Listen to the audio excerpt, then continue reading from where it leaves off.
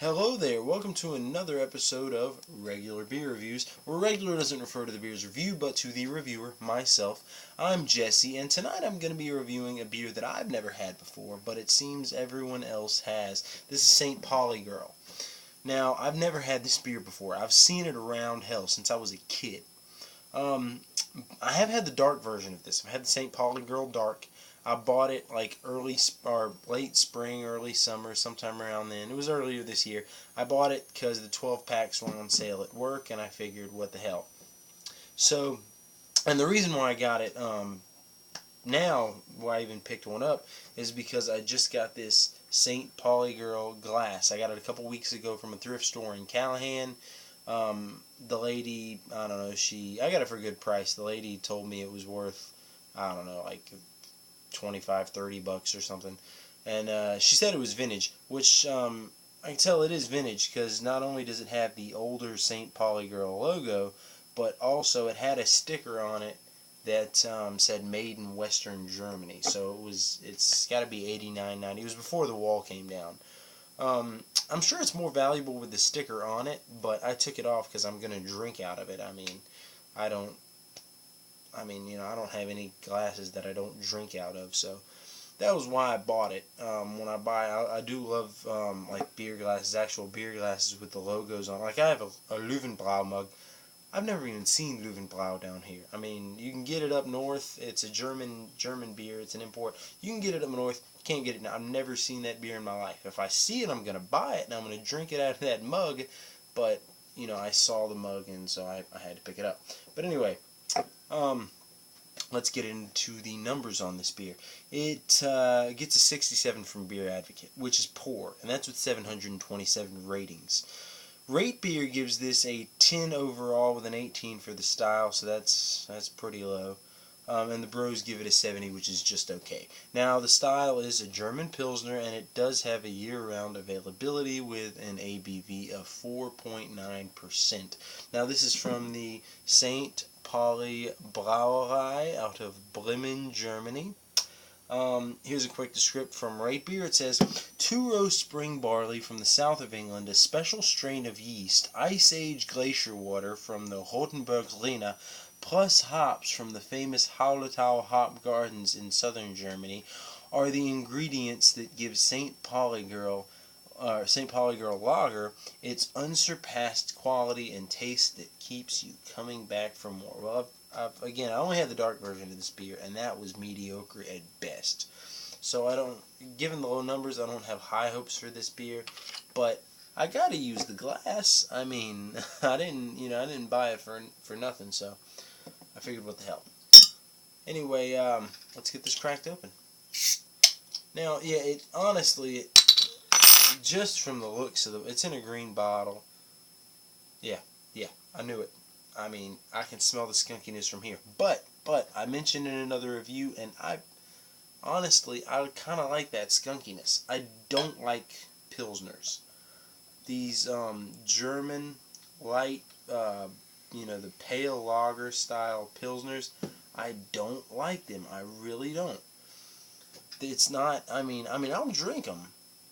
And there's a few that are pretty good just on their own, just a few that are good just, I don't know, the way they're brewed. But most of the time, I really enjoy the fact, I actually drink quite a bit of them, even though I don't like the style, but I enjoy it when they put them in these glass clear bottles, because it skunks them up, and to me, it gives them some flavor. Most people don't like that flavor. Most people hate the fact that they put them in these green and glass clear bottles. They say, or the green and clear glass bottles, sorry.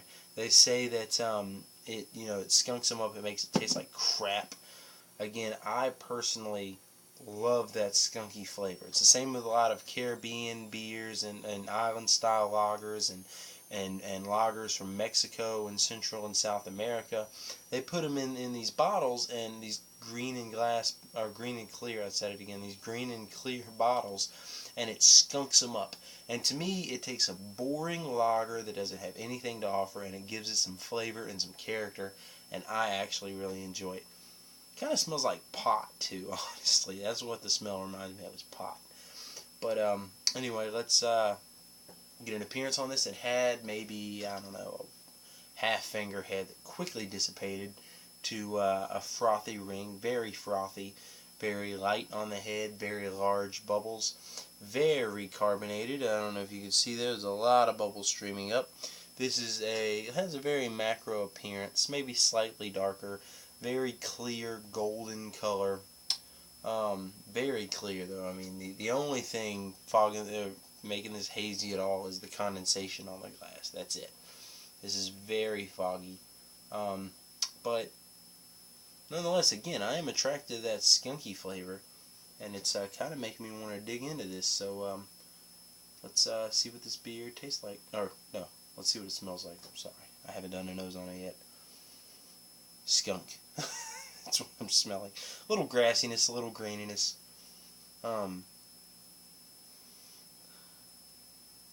Not picking up any malt profile. Not picking up any hops. I can't really pick up anything other than kind of a grassy, grainy, skunky, maybe just the slightest hint of a biscuity malt. That's about it. That's all I'm picking up. So, let's go ahead and dig into this one.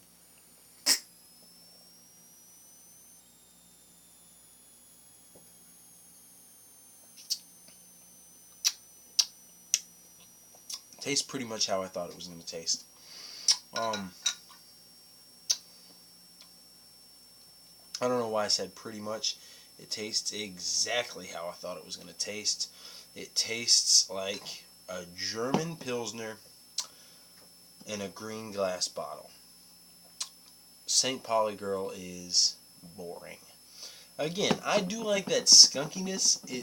It makes it where, like, any day of the week, if you asked me, you want a St. Pauli Girl or I got Budweiser, I'd say give me a St. Pauli Girl.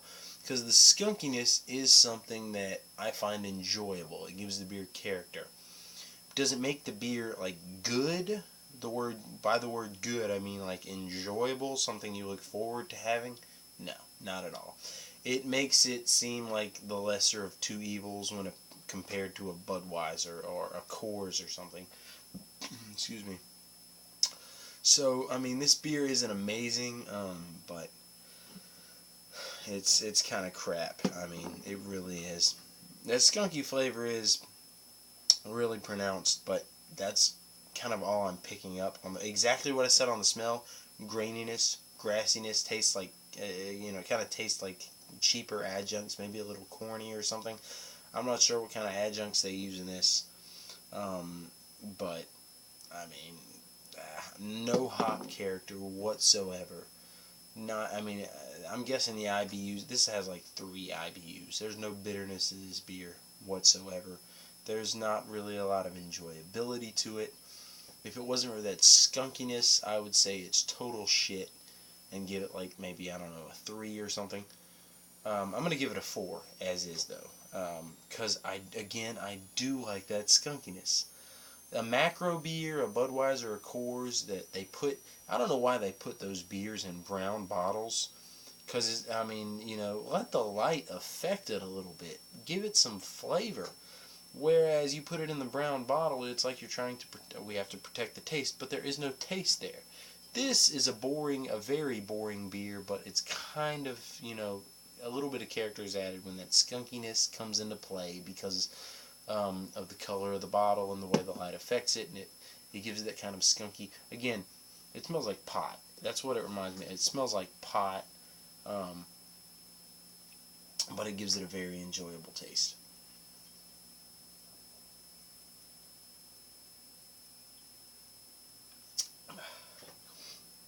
This beer is not that good. I like the dark version a hell of a lot better than this. Again, though, I'm going to give this a 4 out of 10. Very average, very mediocre. The only reason I'm not giving this a 3 is because I have weird tastes and I enjoy the skunkiness. If it wasn't for that, I would not even give this a 4. So if you see it and you haven't had it like me, which I'm one of the few because most people have had this beer, but if you see it and you haven't had it, don't pick it up. It's not special. There's nothing good about it. If you just went out and bought a glass like me, hell, pick it up just to try it. But if you haven't, don't. There's nothing special about this beer. St. Pauli Girl is not that great. So again, I'm going to give this beer a 4 out of 10. That's failing. I mean, that's below an F. That's this beer is not that good. So again, thanks for watching. Keep watching again in the future for more reviews, and Prost.